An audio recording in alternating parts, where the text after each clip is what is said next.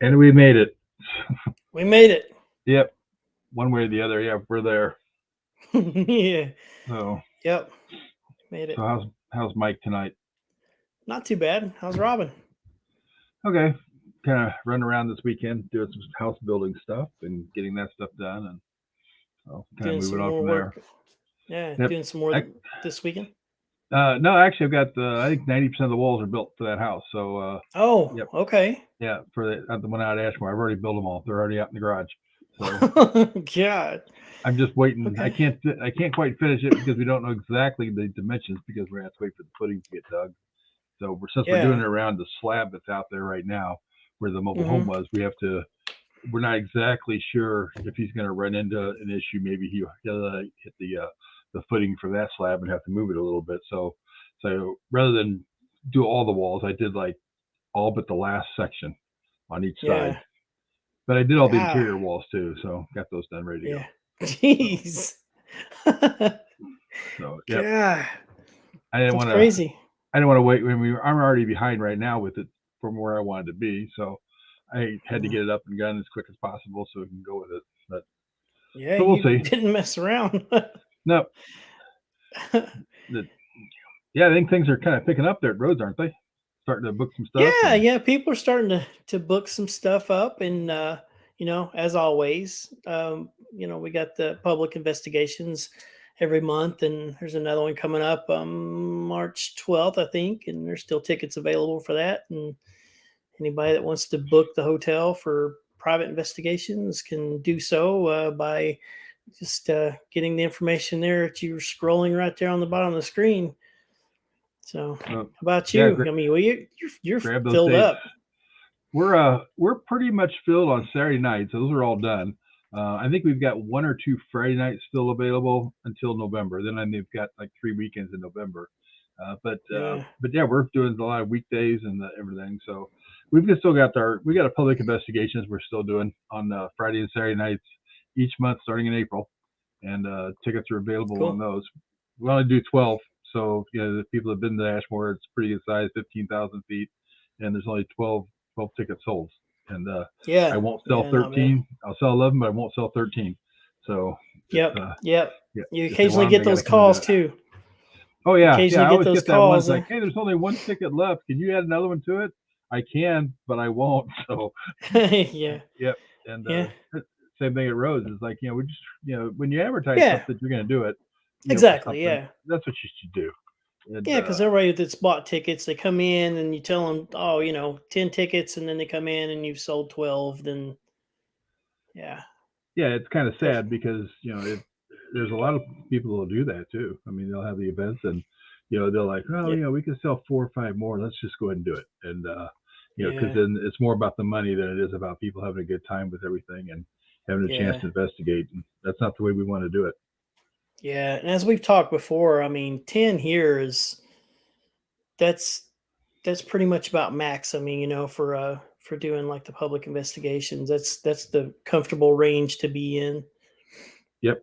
Yeah, yeah, yeah, no doubt. I mean, that's where you want to be. So it makes Yeah. it nice, and people get a better chance to investigate, especially if it's some people that they're not familiar with, they don't know.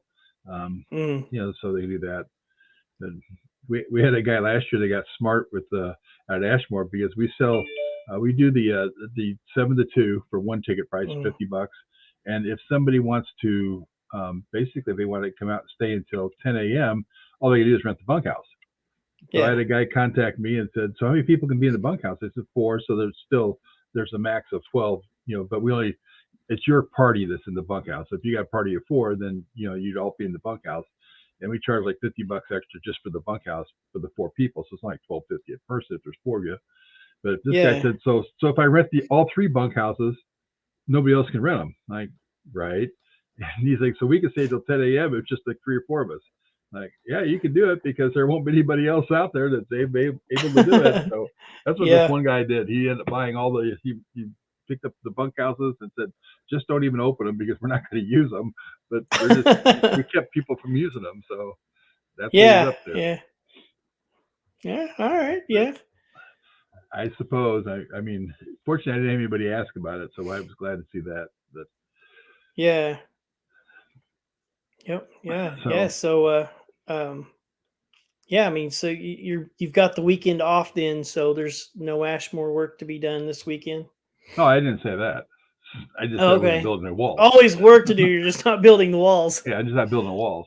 And yeah, I've got Yeah. it's like I've been down tonight, worked on a project in the trying to clean the one garage area I've got open, the old ambulance building that I have, and getting that Yeah. cleaned up and ready to go, and getting equipment sorted. I got too much stuff sitting around in there, and so I was like, got to come down there and clean that up a little bit, get that ready to go, and then Yeah. yep. So yep, and I got to stack insulation at some point, just because we've got all the insulation for the house project, and that needs to be done. So Oh, yeah. hopefully we'll get to that soon. Yeah. Yeah. Hopefully so. I have to tell you I have to quickly tell you my like scare today. Oh. I was sitting in my room and like you know the distance. I mean, you're one of them that actually, you know how far this room is from Yeah, I kind of put I'm it together. I know what it is. yeah, yeah, exactly. So I am sitting in here and I just hear like these loud crashes and I'm just like, man, did somebody break in, and like they came like through a window or something that I don't have on camera. So I'm like I'm uneasy about going in because I mean it was loud. I had the door closed and so I go out there, I look around. It takes me a minute, but then I find out like how the bay windows are in there in the parlor room. Right. The three pieces of trim on the very top of those had crashed on the floor. Oh This no. is this is where it's strange. There's like we have those two little small rocking chairs that are sitting in front of those windows, and there's like this little small table, Right. and a couple of pieces like flew in front of those. Like I'm assuming they dropped and just kind of bounced over, and they were kind of in front of that area. So they were kind of between the big table and then like where the windows are, which makes sense, right? If they fall down, they're going to bounce and they'll come out. The other two bigger, wider pieces were nicely lined up beside each other in front of the side door in that same room. And I'm like, it doesn't even make sense how those would bounce over there and land right beside each other. It Huh. was really, I'll have to send you pictures. It was really odd. I was just like, the whole day I've been thinking about that.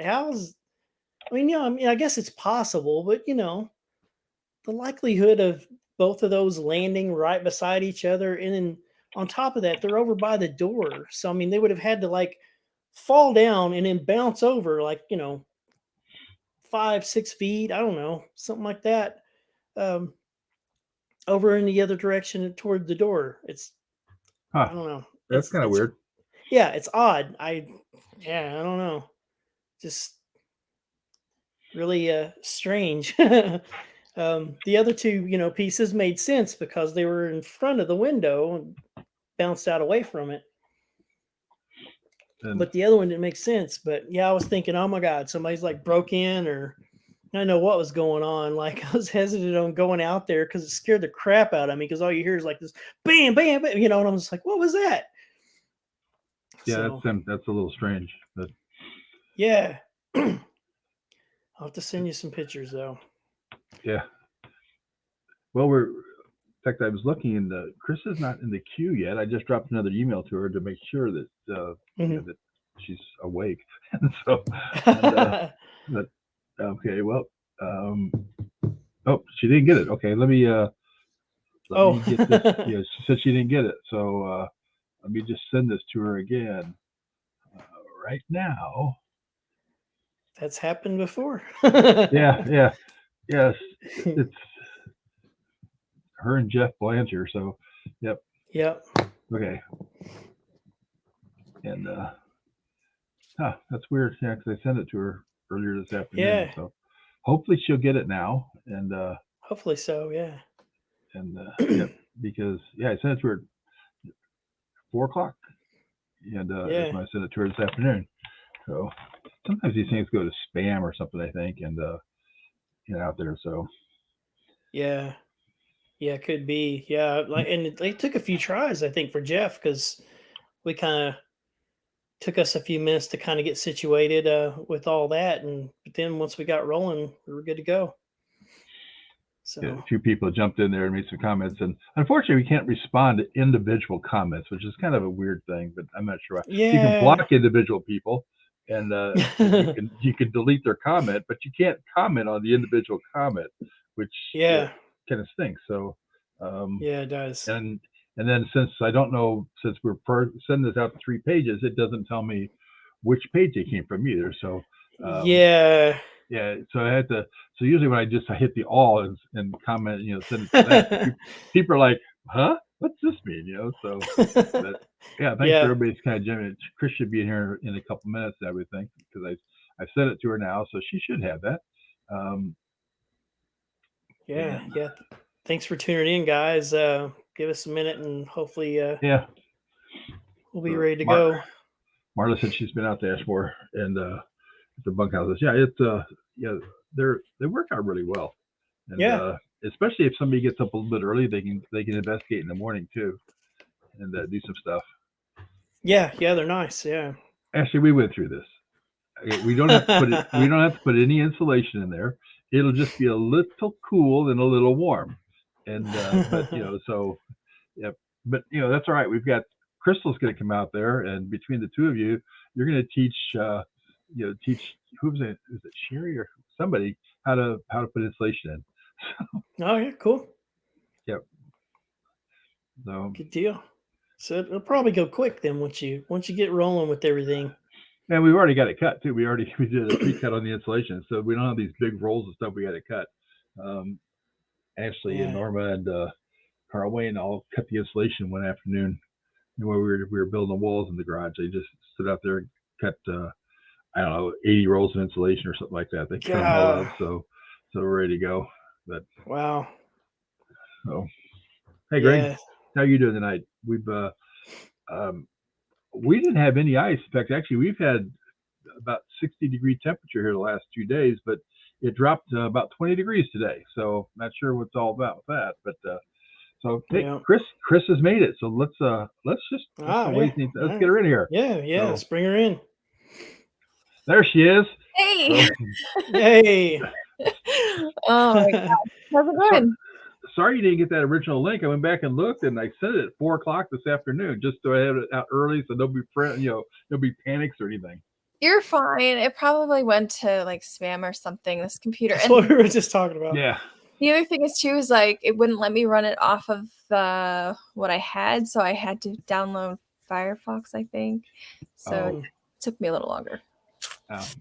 Yeah, you and Jeff Belanger. Jeff never got it. We said to him like 4 times. We're talking to him. He's like, I don't have it. I'm like, I just said it. And I don't have it. So like, I don't know where it's at. Yeah. But so yeah. That one was.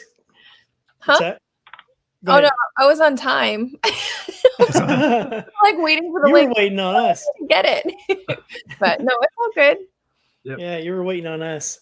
So how's Kris this evening? Oh, Kris is tired. No. I'm good. It's I'm actually in New Hampshire at the moment. My parents are packing and getting ready to sell this house, the one that I've like grew up in basically. So I came home to kind of have one last stretch at the old house before it's gone. There you go. Yeah. How are you guys doing? That's cool. Not too bad. Can't complain. And if you did, nobody listens anyway. So it's true. It's true. It's true. Yeah. Yep. That happens. Yep. So, yeah. I got to ask you because you've been out of the paranormal for so long, and you just kind of got back into it just almost right before the pandemic and everything hit and all. So, but what made you decide to come back and start getting involved again? That's such a big question. It was a mix of things, really. I don't consider myself fully back in. I'm kind of just sticking a toe in. Getting the fingers wet. So. Yeah, I mean, it's changed so much. And honestly, I saw the direction that it was going when I got out. So I kind of jumped ship for that reason. And then I was also, at the time, I had met a man and got married and like had family and all those things bounce around my head like most young 30-year-old somethings do. And that blew up. So I came home. And when I came home, I think because of that relationship, I was just so lost and so destroyed. I was thinking about it, like the last time I felt normal was when I was out on the road with everybody, and it was kind of partially a mental, like maybe I have to go backward to go forward sort of thing. It was a good time for me at that point.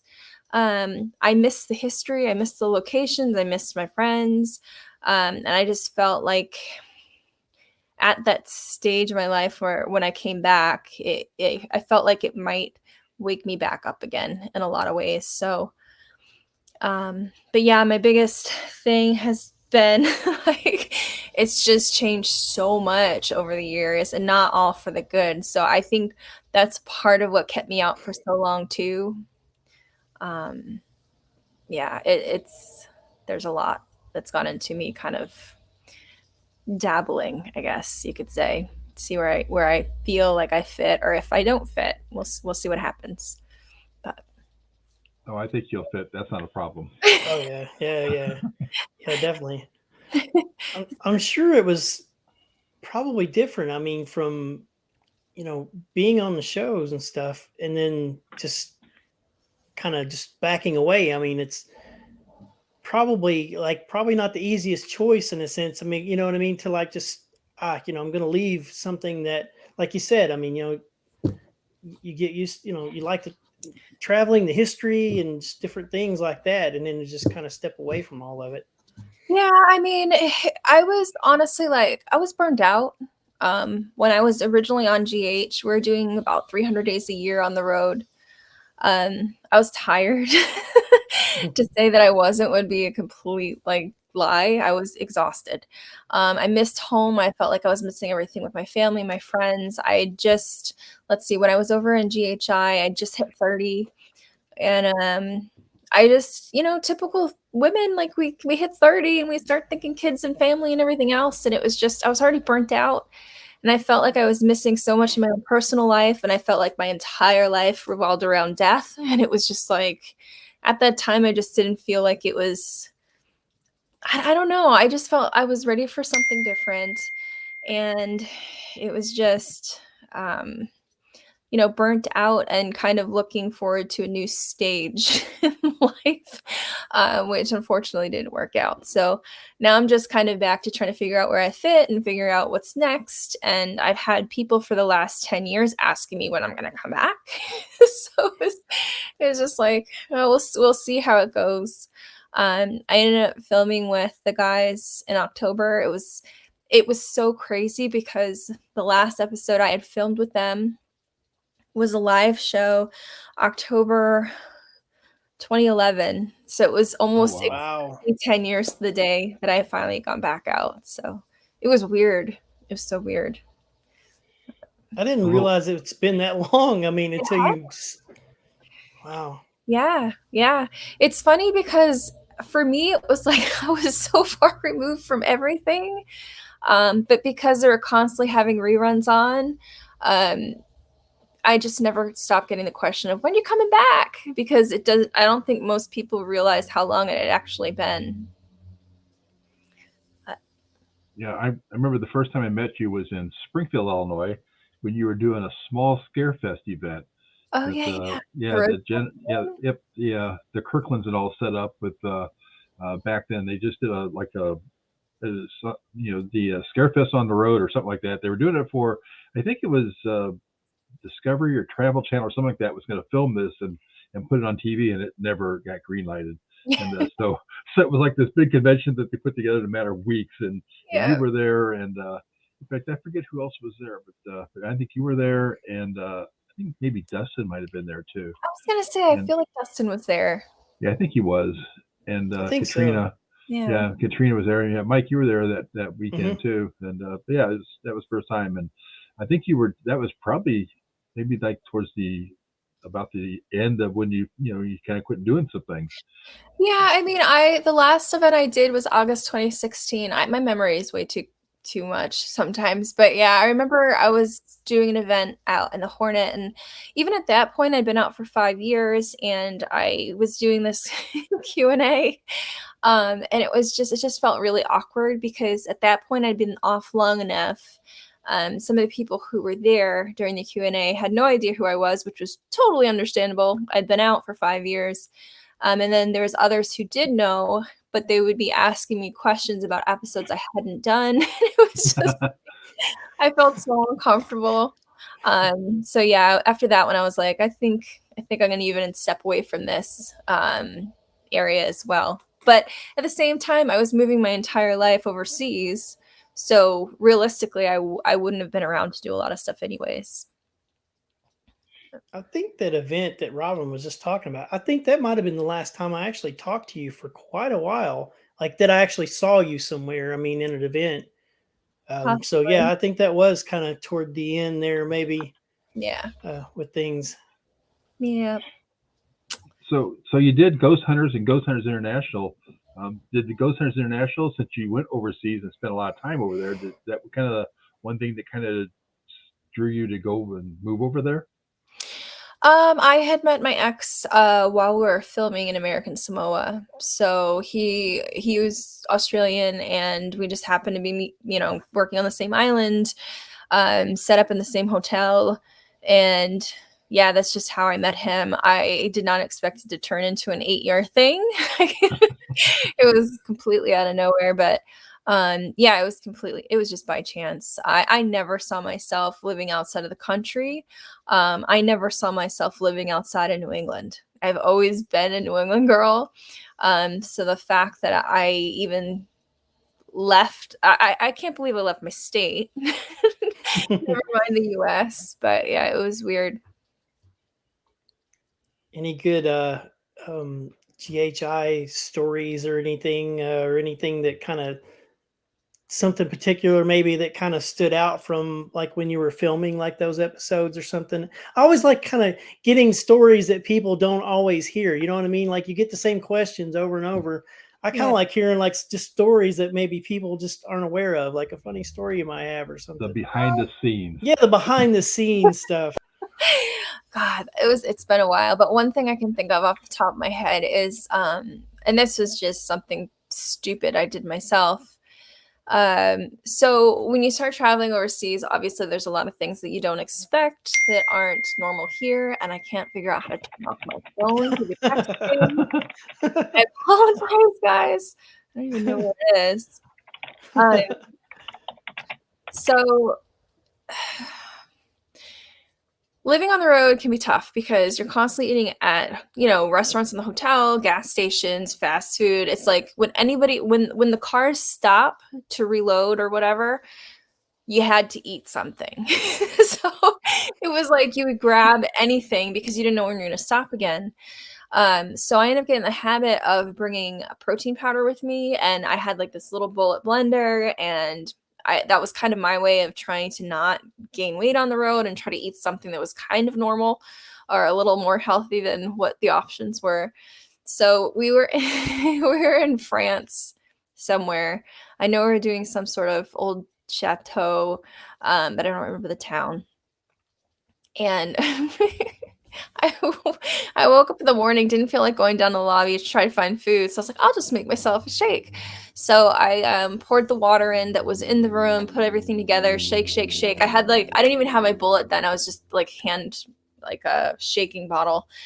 And I barely touched the flap and it just exploded and the shake went everywhere because it is so common for everything to be carbonated water out in Europe, like everywhere.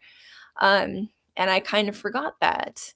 So I wore my breakfast that morning. Oh, joy.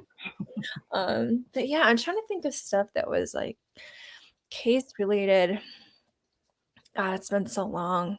I mean, we used to kind of screw with each other as far as somebody would fall asleep in the the van. I remember Paul would always fall asleep, and we had this one van. Barry was driving. It had the 2 separate seats in the front, driver and passenger, then had 2 bench seats. And Paul was like laid out in the bench seat, passed out. Barry's like, "You ready?" I was like, "Yeah." And Joe Chin was on the seat just behind Paul. So he's like, "Okay, on the count of 3, I'm going to jam on the brakes," and everybody starts screaming. So we're like, all right, cool. So Barry jams on the brakes. We all start screaming. Paul rolls forward out of the seat. And the complete look of panic on his face was pretty funny. So, and then another time, freaking Barry got me because God, where were we? I think we were in Ireland. He had gotten out to the car before me, and I think I was driving that day, and he stuck a bunch of like confetti or glitter in the heater. I went and turned it on, it all went poof, like right out in my face. So yeah, we'd get up to no good. It was kind of funny. You got to do that. Oh yeah. Like my mind immediately when you were talking about like, stopping and eating anywhere that you could, I immediately thought of like, what about the places that is like literally out in the middle of nowhere away from everything? It's like, I could just see him stopping at a gas station or something, like grabbing bags and just like throwing all kinds of snacks in because you don't know how long you're going to be there. Yeah. Especially with GH. I mean, we drove everywhere, like everywhere. And, you'd be on the road for 4 or 5 days if you're going to New England to the West Coast. So it was just like, you didn't want to waste time. We're on a schedule. We'd stop for gas. We'd stop for bathrooms. And it's like, you just grab what you could and you went. So it was just, and then you'd end up eating more crap than you needed because now you're in the car with all this junk in the car and you're bored. So it was just, yeah, it was a struggle with food a lot of the time. So you guys traveled by van or something quite a bit with GH? Oh God, yeah, all the time. I thought Steve was the only one that did that. So. No. We would have the tap stand and some equipment vehicles, and we'd all just drive. We'd all take turns driving, swapping out and stuff. So it was. We saw a lot of the country. Yeah, I imagine. Yeah, no doubt. Yeah, that's cool. So Tim had a question for you. What's your favorite location you investigate overseas? Oh God. Favorite location I investigated. There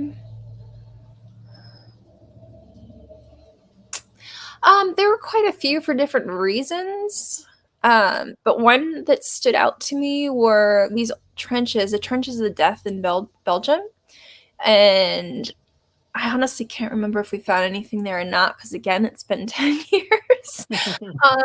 But one of the reasons why I liked it is because my great-grandfather had fought during World War II over in France, and he was a wagoneer. He would have been dealing with trenches. So for me, it was kind of just interesting to run around them and kind of get an idea of what he would have been dealing with and just how close the trenches on either side of the battlefield came to each other. There was also another case, now that I think about it, and with everything blowing up in Ukraine right now, it's kind of crazy, but we're in Ukraine and we're doing a castle, and Barry is he's a smart guy. So we're investigating, and he somehow realized that the basement level of this castle was longer than we thought it was. So there was this hidden room off the basement. I still don't know how he fully put it together, but they ended up breaking into it after we left. And I guess they didn't find anything in there, but it was just weird that they had this whole room that was completely blocked off for God knows how long. So that was pretty cool. Trying to think what else. I mean, yeah, it's the other place would have been like Kronborg Castle in Denmark. And out here, you'll have places out here that will talk about castles, and they're not castles. They're just big houses. And they'll call something a dungeon because it's scary, but it's not actually a dungeon.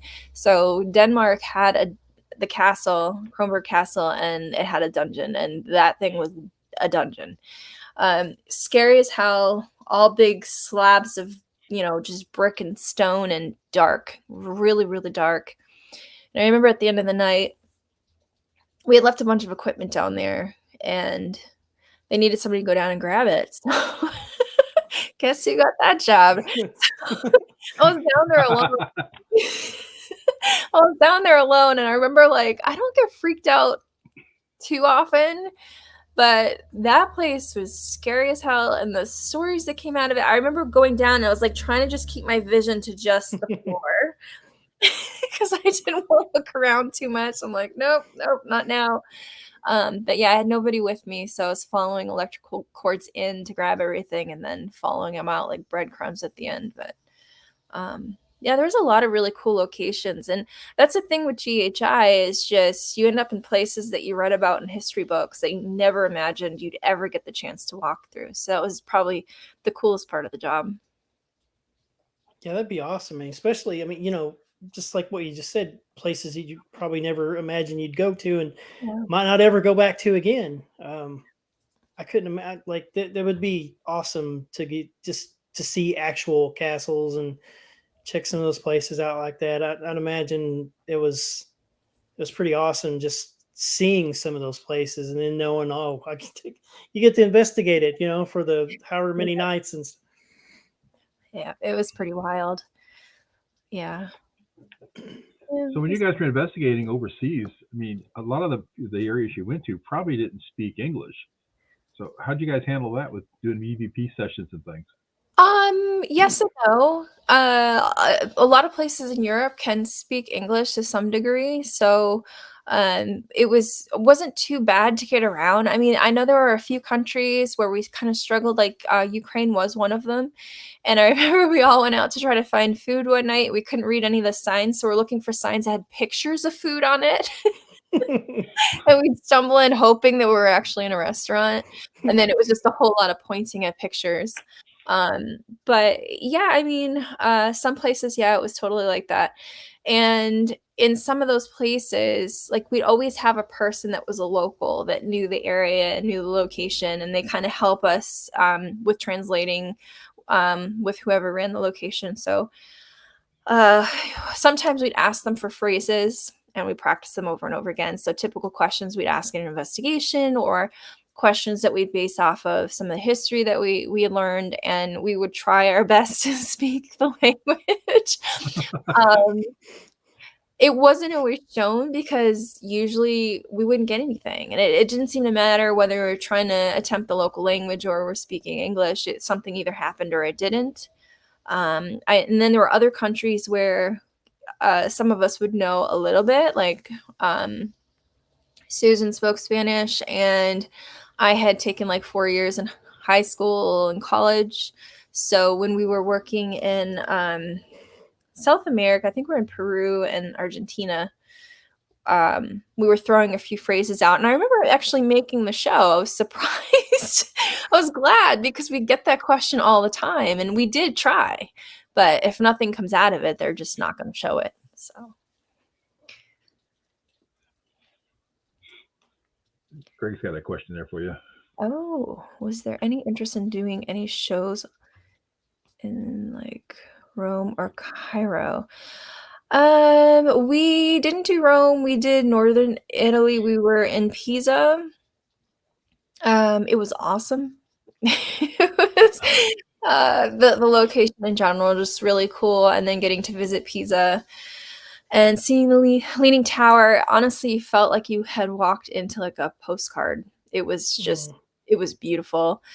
Egypt, no, it never came up on the run that I was out there. Would have loved to, but yeah, it just never came up while I was there. So I think we had somebody on recently that said that if they could go, with Mike's question, but they wanted to investigate the Colosseum in Rome. Yeah, that'd be kind of a cool spot to investigate. That would have been cool. Yeah, for sure. Speaking of which, I'm going to go ahead and get that question out of the way right now since you brought it up. Yeah, so she's been everywhere too. So I know this is going to be a good one because like you've been all over the place. So I ask every guest that we have on here, if you could go anywhere in the world and investigate, where would you go? But this is probably going to be interesting because you, like Robin said, you've been all over the place.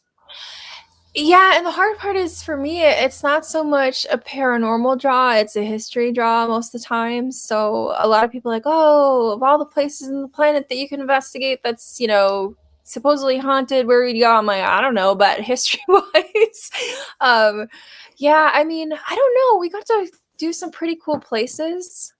Well, there's places I'd like to go, but I don't know that they're necessarily haunted. I don't know. I honestly don't know on that one. Historical wise, where would you go?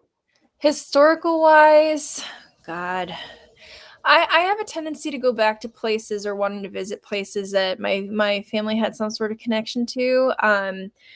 Uh, like it just, I'm a genealogy nut. I have been since I was 11. So for me, it's fun because you're getting to know about your family, but you can also personally connect yourself and your family to different events in history. I've always wanted to go to visit Andersonville in Georgia, because one of my great grandfathers was prisoned there during the Civil War, and he actually died there as well. I've heard some people say that there might be activity there. That wouldn't be the thing that would drive me to go there. But yeah, that would probably be one of the places I'd want to do. Interesting. I think back in those old times, a lot of our relations had some encounters on the dark side of things, like especially during the Civil War and everything. So, yeah, especially where I'm at here in Central Illinois and all, it's like, it was kind of in that area that people kind of crossed and did a little bit on both sides of that dark stuff during the Civil War. Yeah, with him it was a prison camp basically, and he was fighting on the side of the North. I don't even think he lasted there a few months before he got dysentery, which is pretty common because the month that he died, I think it was a point where they had the highest population and it was way beyond what it was built to hold. So people are just dropping of illness and shortages of food and clean water and everything else. And he's actually buried on the grounds down there too. So, yeah. When you were working with GHI, did you guys have to do your own evidence review and things like that, or did you have a crew that did it for you? No, we always did our own evidence review. Usually everybody would kind of just divide it up and we'd all go through it in our rooms and then jump into it. Yeah. Yeah. Did you have anything like it came up that something that you're just like, okay, we got some cool evidence that you're like, oh, this is bound to make it in the episode, and it just didn't make it? No, usually if something happened that was worth seeing, it was on. I can't think of one time where I was like, oh, that should have made it, or no, usually if it was worth showing, it would make it. So Corey's got a good question there, but I know with all the shows you've done, that's probably kind of tough unless something really unless it's one of those funny moments that might have just jumped out in your head. Well, this one's got a bit of language to it, so I excuse myself now. So, one of the first EVPs that I dealt with was from the Goldfield Hotel, and we were in, I don't know how familiar you guys are with the stories there or not, but there's one room where they said that I believe she was a prostitute. I don't remember, but she was chained to the heater in the room, like one of those old school heater, like I can't think of the name. What are they called? The big like iron or big metal, like the radiator type. Yeah. Yes, she was chained to that supposedly, and so I think she died. We were set up in there. I remember it was Britt and I, and the camera guy's battery went, and something of ours was low too. So the camera guy was like, I'm going to run back to center and swap out some batteries. And then Britt was like, yeah, I wouldn't mind swapping this out. And they're like, are you okay here? I was like, yeah, whatever. Like, we've got a camera set, DVR camera set up in the corner.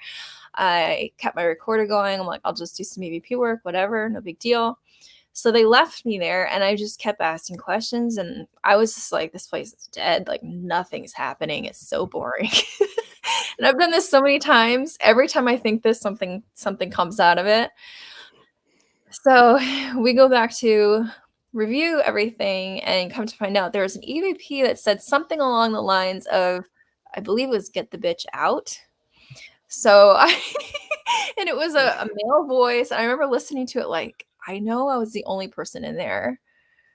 And I did not think anything was happening. I thought I was bored out of my mind, to be perfectly honest. And then that came out of it. So that kind of changed my thinking a bit when I was in locations where I felt like nothing was going on. It was just try to stay focused because you don't know if you're going to come up with something later. Yeah, exactly. Was there anything particular in that room that you're in that maybe like didn't like women or women weren't supposed to be in or something? I don't remember the full backstory of it because that one would have been like 2000 and probably 8 that I did it. I just know that there was a story of her being chained to a radiator, and I don't remember too much else, but it was weird. It definitely woke me up with trying not to. There was one other place I did that with where I was like, oh, nothing's happening. And all hell broke loose. I'm like, I've learned a lesson over the years. Don't judge your cover. You just need to keep thinking like that everywhere you go. That way, then you're like, okay, this always happens. Then I know, right? maybe you're just going to get all this activity. Maybe that is the way to go. I'll give that a try. That's usually what happens when you have nothing going on. And I had people that investigated here at the theater the first time around, and the girls, before I was even investigating, it's been years ago, and they called me and they're like, we don't really think we got anything. Well, if we do, we'll get it back to you. I'm like, okay. So about a week or two later, they called me and said, we need to talk. I'm like, okay. So they came by and they had like a half a dozen Class A EVPs that they got out of here that were just incredible. But you would have thought somebody was talking. It was so clear. So so it's been a popular place to investigate until we've had our encounter with our serial killer. So we've kind of backed off doing investigations here now. Somebody you always want to make contact with. A guy named John Wayne Gacy's kind of popped in here. So God. Okay. So so we've kind of slowed down stuff, but that's another story. It is weird though, because I find it's usually when you least expect it. I know this other place we did in Buffalo, New York, an Iron Island museum, and I remember we pulled up, and I knew it had been a church, it had been a funeral home, then it was a museum, so now it's full of all this old stuff. And I'm like, of course people are freaked out. Like, they found ashes in the basement. I mean, come on. Like, now it's full of all this old creepy stuff. Like, common sense. And I kind of just mistakenly wrote it off, and the place taught me real quick not to do that because that was the first time I had seen an actual shadow figure. And that was the same place where, I don't know if you guys remember, but Tango was up in the attic and he's like, I'm gonna go Jersey on this place. And then he got a voice up there as well. That place was weird. But that was another lesson of don't do that. just go in, see what happens. Don't assume nothing will. But since you did the 2 shows with Ghost Hunters and Ghost Hunters International, was there a big difference in the way that they investigated or how the teams were ran? It was massively different. I mean, everybody on GH for the most part had known each other for a long period of time. I had met Jason and Grant in like 2001. They got the show, I think, in 2003. They knew Steve for longer than they knew me. Tango came in later. I forget how exactly he got pulled in, but they had been working together for at least a year by the time I came in. Amy had worked for Jane Grant's radio show at the time, setting up guests and stuff. So that even though they hadn't met in person, they had known each other for quite a while. So we're all kind of pulled in because we had known Jane Grant to some degree. Most of us for a long period of time. Jane Grant, for me at the time, they were like my brothers. Anytime I had a problem, I'd call them up. Anytime they had a problem, they'd call me. And the fun thing about it was like, they were those friends where, do you know how you have friends that live like in another state? And if you need to kind of just vent or you're confused, you can call them and talk to them. And they don't revolve in the same circles that you do. So it's like you can get, kind of a different perspective, or like it's not going to go around to a bunch of people because we just don't know the same people because we're in different towns. So we're all just really close. And we all had a very similar style of investigating, and we're all skeptical. And, then I went to GHI and it wasn't as skeptical, and the team wasn't as tight because they're all kind of just brought in from different places. Barry I had knew for a while from GH, same with Joe Chin. So I was good with them. I'd known them for a while. But for the most part, it was just a bunch of people that were kind of put together, and we didn't know each other like everybody on GH knew each other. So it was a lot different. More of a casting call type situation with GHI then. Yeah, you just didn't, it wasn't the closeness. It wasn't everybody on the same page. It was just it was a very different experience. We won't go into names of different ones here, but No. Yeah, it was wildly different. The experience itself was cool because, like I said, I'm from a small town in New Hampshire. I did not think I'd be traveling the U.S., never mind the world. So that, I mean, I was very grateful, still grateful for that. I experienced a lot, but it was hugely different. And it did make a difference too when you weren't working, because on GH, it was like a traveling families to some degree.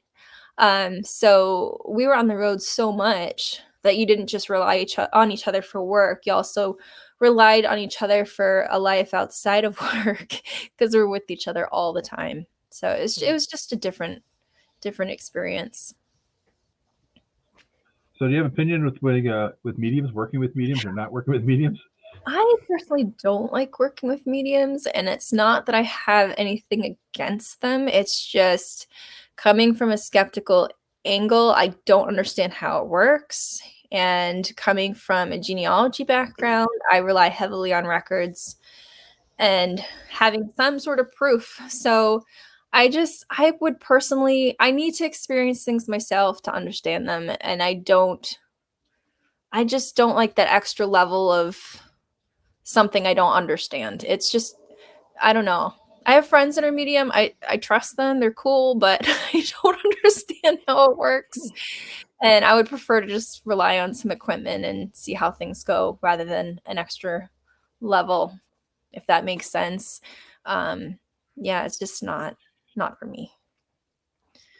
But yeah, I've taken mediums into locations before, but I always like to get the story about the location and the history of the location, and then take the medium in and see if they pick up on anything.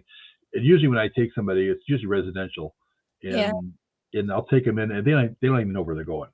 yeah, So there's no way to go back and look stuff and look things up. So, but there's only a couple that I take locally that I trust that I go out with them. So, but yeah, it's kind of interesting though when they pick up on stuff that you've been told a day or two or 2 days before that this has happened on the property here, and they pick up exactly the same thing that you've been told. And yeah, so, fair enough. I think it'd be tough sometimes with certain shows and doing everything. I mean, some of them work out well, but I kind of like you. I don't do a lot with mediums. Yeah. Yeah, I mean, I'm skeptical to begin with. I still question some of the experiences I had ages ago. So I think I would have a hard time getting my head around that at an investigation with a medium, because I'd just constantly be questioning the whole thing. I would be. I don't know. I think it's cool. I don't understand it, so I don't want to discredit it or say it's absolutely not a thing or it's not real or it's not possible. It's just I personally don't understand it, and I would rather just go in with some equipment and kind of feel the place out and see how it goes. Yep, I can understand that. So Greg was asking about crystals. Do you use any of those or carry any with you? No. Again, this goes back to being skeptical. I've never gotten into crystals or anything like that. Again, nothing against it. I think it's just everybody has different beliefs that they put things into. I know that, one of the things that Grant would talk about, like, because people would ask us, do you pray before you go in? Like, do you have any sort of ritual or whatever? And Grant would always say no, because, if you put so much faith into that item or that prayer or whatever it is, and then you forget to say it or do it or bring it, whatever it is going into a case, then it almost kind of leaves you feeling like a little weak, like, oh, you forgot to do whatever that thing was. But again, being skeptical, I am just hard on stuff in general, so I don't put too much faith personally into stuff like that. Again, everybody's got their own way of doing things, but that's not me. I don't know. Not a crystal girl. They're pretty. and some are One- expensive. So. Yeah. My God. So, if I kind of researched right, you have an episode coming up that you did with Ghost Hunters at Collingwood Art Center. Am I right? Toledo? Yes. Okay, so I did my research and I found that. Yeah. So, and according to what I found on it, it's episode 11. I think it said it was March, I don't know, 12th. I can't remember. Around there, yeah. Something like that. Something like about mid-March or so. It was coming up. I figured you can't really talk about the episode, obviously, but I just thought I would just bring that up and just kind of mention it to everyone. That way, then they know that that's coming up here pretty soon. Yeah. Not It far- was too far. weird. It was weird. Like I said, it was 2 weeks shy of being exactly 10 years since I had done anything with the team or even just in TV. I completely removed myself from all of it. So I remember just being there like, wow. My brain on one hand was like, this is familiar and normal. And this, like, wow. It's like nothing's changed. Then on the other side, I was like, what the hell is going on? Like, this device, like, how does this work? What do you mean there's no cables to these cameras? Wow, miles. Like coming out of a time warp or something. Yeah, it was the weirdest. It was familiar, but it wasn't. It was really strange. And I even remember at one point Steve looking at me. He's like, Kris Williams. He's like, it's so weird to turn around and just see you and your face there. And I was like, tell me about it, because it was wild. It was total just time warp. But it was fun. It was fun. But yeah, there was some feelings of like fish out of water, and there's others where it's just like I felt like I had never left. It's strange. Just right there, natural, yeah. Yeah. Yeah, that's a cool building. I've been there a couple times, and I like the stage in there, and then the round building, and I mean the round area that goes around the stage. And I know you can't talk about the episode, but the building itself is just a cool building, and the all the little offices and everything off to the up the round sides and the round walls. It's a cool little building. Yeah, it's beautiful. Yeah, it's definitely beautiful. It'd be cool to see the episode. Yeah, I haven't been there, so. I'm so nervous. I've been out for so long. I'm like, I don't know how people are gonna take this. Like, where'd she come from? Who's the new girl? What the hell's going on here? She said she was done, and here she is. It's like, yeah, I know. But yeah, no, it was good. It was good to see everybody. It was good to be out there. It was good to be back and doing something that felt familiar. Like I said, my life kind of just took a really weird turn after leaving. So I think my brain needed it a bit. It was just like I needed something that would kind of wake it up. And it was just nice to be doing something familiar and around people that I'd missed. So it was good. Now, aside from the paranormal now, so what are you doing, basically yourself now? I'm all over the place. Admittedly. I just started doing events again, trying to just figure out what I want to do. Trying to figure out do you know what it is that when I left, things were just getting so weird, and then after that everything got so demon crazy. Like everything's a demon, and there's demons everywhere in every house and every building on every street, and I was just like, this isn't complete insanity. So I kind of like pulled away from it. So yeah, I'm just feeling things out right now, just seeing how they go. But then on my own, I've been trying to get back into my art. Is making and selling that through.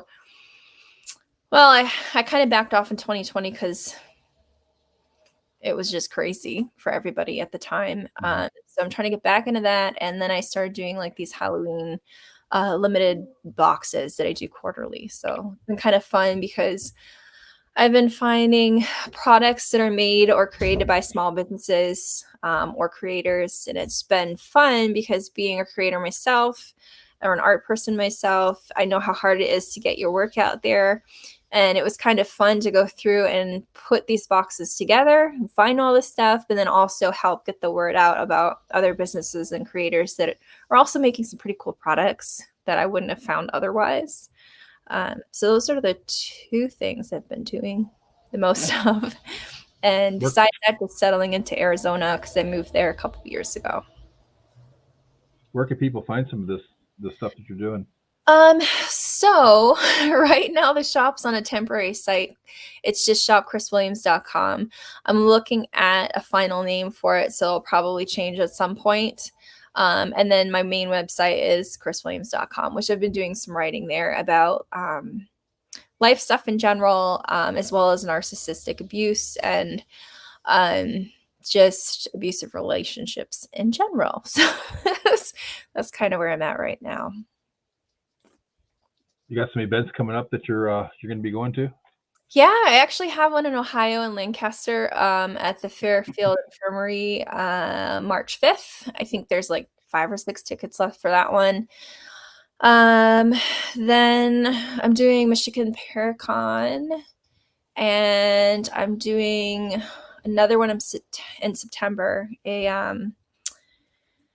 Potograph your pooches. It's my first one, and I'm excited for that one because Dustin's going to be out there as well. I always love working with him, so yeah, it sounds like it's going to be a good one. And I think there's another one in there, and I'm spacing right now. I've got them all up on my site, though.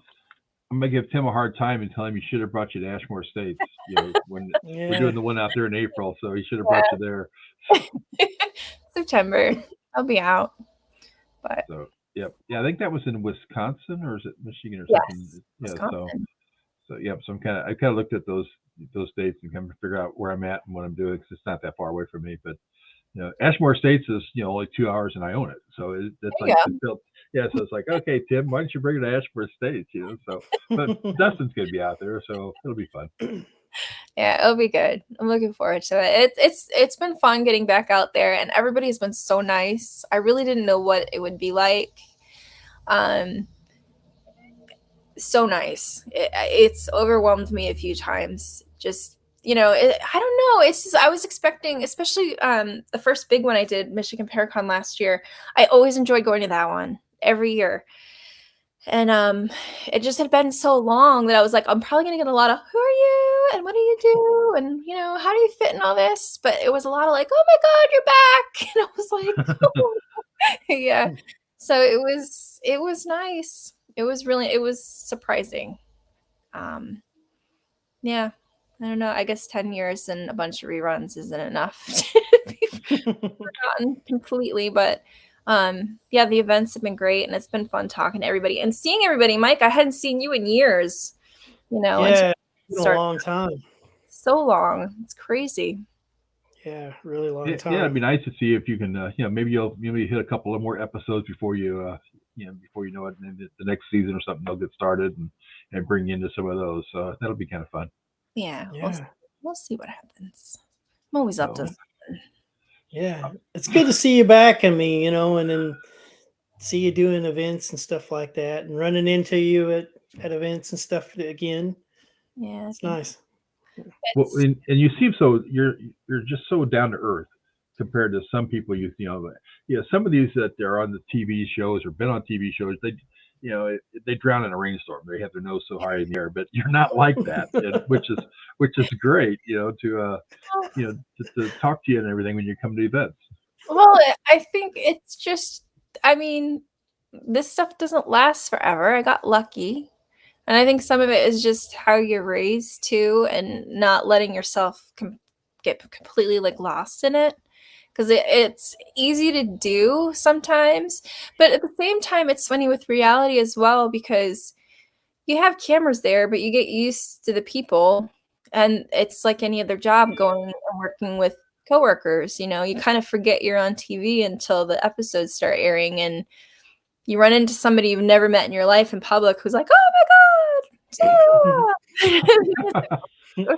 That's right. That's what I do for work.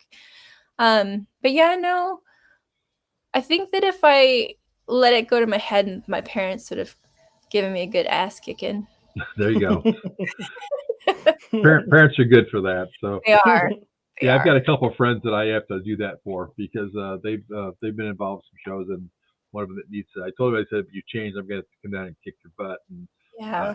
I think I'll make that trip maybe this weekend to go down and do that for him. So Knock them around a bit. yeah, exactly.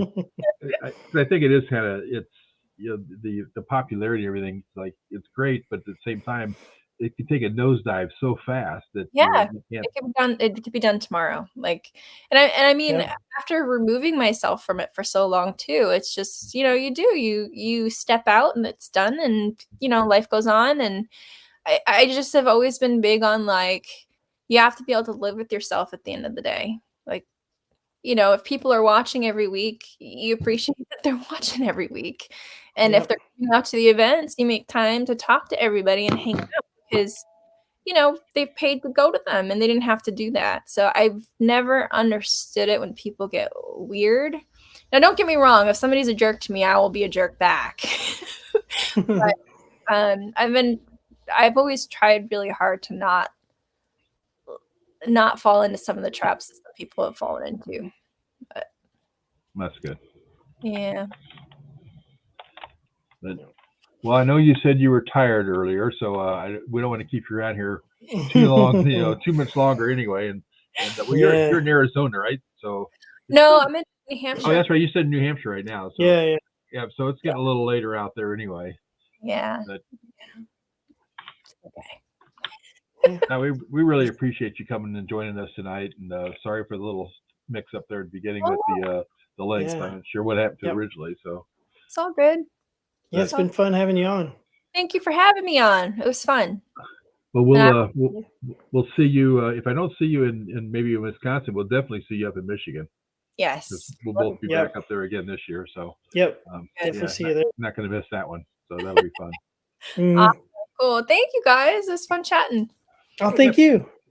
Good. So have a good evening and enjoy the time there at your parents' house at the last time that being around there for a while. So I know. Yeah. Well, have a good night there. You too. On that note, thanks. He said it, not me.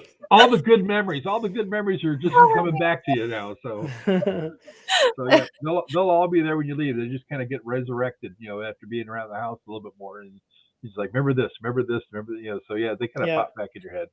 Yeah, true. So, all righty. Well, good night. Have a great night. You too. Thanks, guys. All righty. See ya. Bye.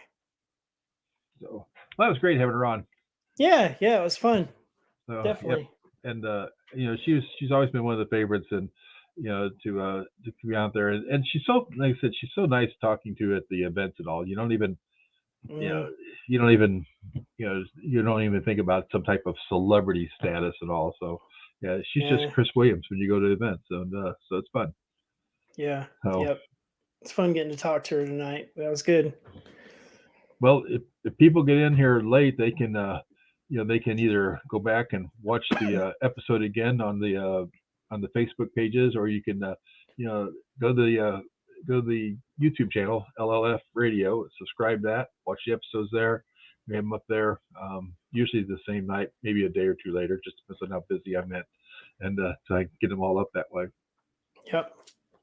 So, but next week we've got Sandy Boyd from the old jail in Crown Point, Indiana. And you've been to that jail. I've only been there, I think, once.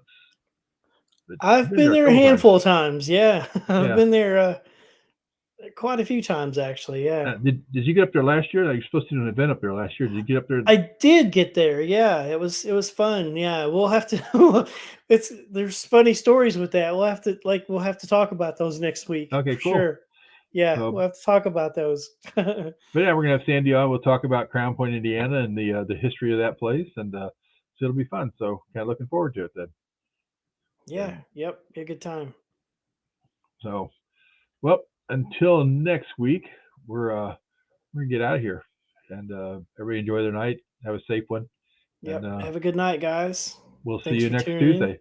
Yep. See you next Tuesday, guys. Night, everybody. Night. My name is Mike, and I'm the founder of the Lost Limbs Foundation. The Lost Limbs Foundation is a 501c3 nonprofit organization that provides assistance to amputee children in need of prosthetics. I started the charity after my own struggles after my leg being amputated just above the knee. Prosthetics cost thousands of dollars, and the average lifespan is 5 to 7 years on a prosthetic. Kids are constantly growing, so they'll go through multiple prosthetics throughout their life.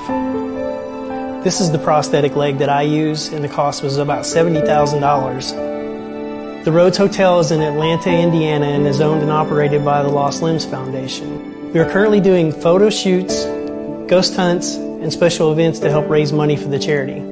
For more information, you can go to lostlimbsfoundation.org. With your help, we can help these kids one step at a time.